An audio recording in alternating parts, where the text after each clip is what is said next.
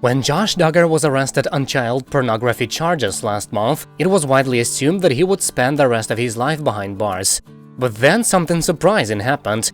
To the utter shock of Duggar haters and legal experts alike, Josh was released on bail last week. Many have criticized Judge Christy Comstock for her decision to free Josh pending the beginning his trial, which is scheduled for July. Fortunately, she took some precautions before turning this monster loose. Josh is currently living with Lacount and Marie Reber, neighbors who attend the same independent Baptist church as the Duggars. The reason for this arrangement is simple. The court has decided that Josh should not be trusted to live with children. It seems absurd that a man who can't even be trusted around his own kids should be released on bail, but then everything about this case seems absurd. And the next twist is no exception. According to UK tabloid The Sun, Jim Bob is fearful for Josh's safety. Jim Bob is doing everything he can for Josh, and he's worried about the attention on him and the family, one insider tells the tabloid. He's concerned about photographers in town covering the case, and anyone who might want to hurt Josh because of the crimes he's accused of, the source goes on. Yes, Jim Bob is worried about the safety of his son, a predator who stands accused of some of the worst crimes imaginable. You really can't make this stuff up. Thankfully, The Sun says there are folks who have cut ties with the family, in other words, Jill and Amy Duggar, who think Jim Bob's concern for Josh's safety is absurd. Those who have rebelled against the family think it's disgusting he's pulling out all the stops for him years after he was forgiven for molesting his own sisters, says the insider.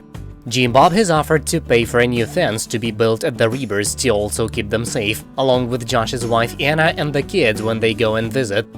And it seems the Duggars aren't alone in being worried about this volatile situation.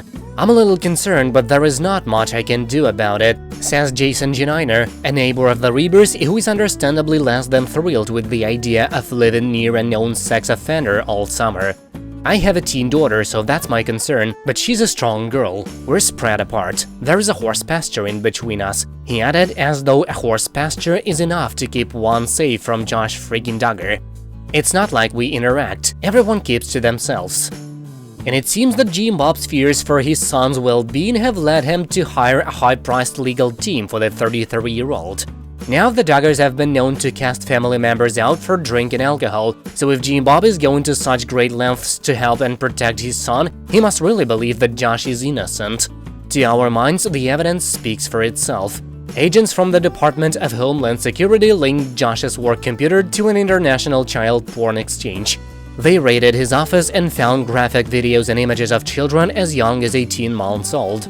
How would Jim Bob turn a blind eye to such concrete proof? Earlier this month, Anna Duggar ranted that Josh had been framed by the Biden administration.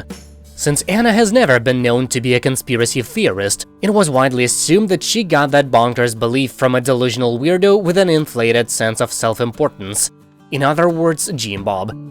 If Jim Bob's eldest son is the worst kind of sex offender, then that means the Duggars' whole experiment in child rearing has been a mistake, and Jim Bob will tie himself in knots to keep from admitting that, even to himself.